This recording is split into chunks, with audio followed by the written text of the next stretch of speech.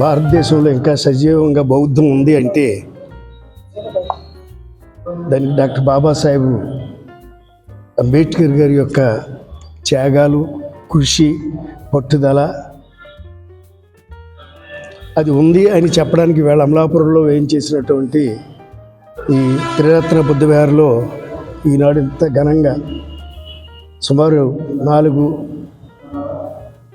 దశాబ్దాల నుంచి ఈ ప్రాంతం బౌద్ధం యొక్క అంబేద్కర్ ఆలోచన విధానం పట్ల ఒక అంకితమైనటువంటి భావంతో పనిచేస్తున్నటువంటి అనేక మంది ఎంప్లాయీస్ కానీ, రిటైర్డ్ ఎంప్లాయీస్ కానీ, రాజకీయ నాయకులు కానీ, లేకపోతే బౌద్ధమే మా ఊపిరి అన్నటువంటి వందనాలు తెలియజేస్తూ గల డాక్టర్ బాబాసాహెబ్ అంబేద్కర్ గారి నిర్యాణం చెందినటువంటి రోజు. ఈరోజు సుమారు ఒక 20 సంవత్సరాల క్రితం ఆయన భారతదేశంలో బౌద్ధ వ్యాప్తికి చేసినటువంటి కృషికి చిహ్నంగా ఈనాడు ఈ బుద్ధ విహార్ నిర్మాణం జరిగింది. డాక్టర్ బిఆర్ అంబేద్కర్ పరమపదించినటువంటి రోజు ఇది. భారతదేశానికి చీకటి రోజు. ఈ రోజున పూజ్యులు గౌరవనీయులు గొల్లపల్లి సూర్యారావు గారి ఆధ్వర్యంలో ఇక్కడ త్రిరత్న బుద్ధ విహార్ నిర్మించడం జరిగింది.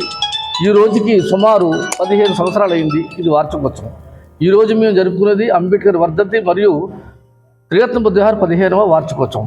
ఈ వార్షికోత్సవం 2008లో జరిగింది. దీనికి ప్రారంభోత్సవమే శ్రీలంక నుంచి 16 మంది బౌద్ధ భిక్కులు, తర్వాత షికాగో నుంచి, చైనా నుంచి, టిబెట్ నుంచి, థాయిలాండ్ నుంచి, నాగపూర్ నుంచి, మన కలకత్తా నుంచి కూడా రావడం జరిగింది. బౌద్ధ భిక్కులందరూ కూడా దర్శించినటువంటి దక్షిణ భారతంలో ఏకైక బౌద్ధ విహారం ఏంటంటే ఇదే. దీని ఉద్దేశం ఏంటంటే ఈ ప్రాంతంలో బౌద్ధాన్ని ప్రజలు చేసి డాక్టర్ బాబాసాహెబ్ అంబేద్కర్ ఆశించినటువంటి బౌద్ధాన్ని ప్రజలందరూ కూడా సేవలో చేర్చడానికే దీని యొక్క ప్రధాన ఉద్దేశం. ఇది ఇది ఏర్పడిన దగ్గర నుంచి కూడా మేము టీచర్స్కి 165 మందికి ఒక్కసారిగానే అవార్డులు ఇవ్వడం జరిగింది ఈ బుద్ధ విహార్ పేరు మీద.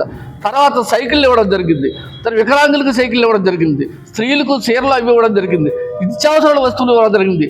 బుద్ధ విహారు సకల సంపన్నమైనటువంటి ఒక విజేతమైనటువంటి చిహ్నంగా బౌద్ధ విహారాన్ని జీవించుకుంటానికి అందరికీ మనం చేస్తూ ఈ ప్రాంతం ఈ బుద్ధ విహారం వచ్చిన నుంచి కోనసీమలో అన్ని ప్రాంతాలను కూడా బుద్ధిజం రోజు రోజు కూడా పెరుగుతుంది. బుద్ధిజం యొక్క ఆవశ్యకత భారతదేశానికి ఉంది, భారత ప్రజలకు ఉంది.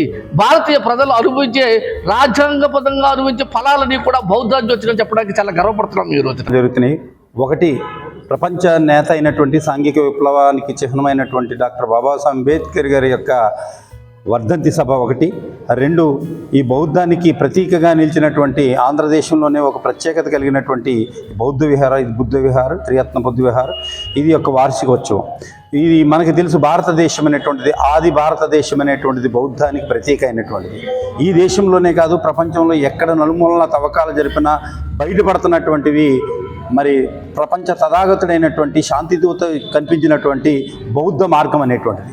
మరి అశోకుడే క్రీస్తుపూర్వం 261లో జరిగినటువంటి కళింగ యుద్ధంలోనే అంత రక్త పిపాసి అయినటువంటి అశోకుడే మరి తన కత్తిని ఆ యొక్క నరమేధానికి వదిలేసి ఈ ప్రపంచాన్ని రక్షించేది ఒకే ఒక మతం, ఒకే ఒక మార్గం, ఒకే ఒక సిద్ధాంతం అని బౌద్ధాన్ని ప్రతీకగా చిత్రీకరించినటువంటి సాక్ష్యాలు కోకొల్లలుగా ఉన్నటువంటిది. అటువంటి బౌద్ధాన్ని ఈ దేశంలో మరి అన్ని చోట్ల బాబాసాహెబ్ అంబేద్కర్ గారి యొక్క అశేషమైనటువంటి కృషితో ఈ బౌద్ధం ప్రపంచ దేశాల్లో మనజాలుతుంది. అటువంటి అంబేద్కర్ గారు చనిపోయినప్పటికీ కూడా ఆయన సిద్ధాంతాలు బౌద్ధం మార్గంలో చూపించినటువంటి ఆని మార్గం ఈ ప్రజలందరికీ, కోట్లాది ప్రజలకి మరి మార్గదర్శకంగా ఉంది. ప్రపంచంలో తీసుకున్నట్లయితే టెర్రరిజం, నక్సలిజం, దౌర్జన్యం, దోపిడీలతో సతమతం అవుతున్న ప్రపంచ మానవాళి గుండెల్ని పిండి చేస్తున్న తరుణంలో ఈ ప్రపంచ మానవాళిని రక్షించేటువంటి ఇజం మార్గం బౌద్ధం అని తెలియజేస్తూ జై భీమ్, జై భారత్.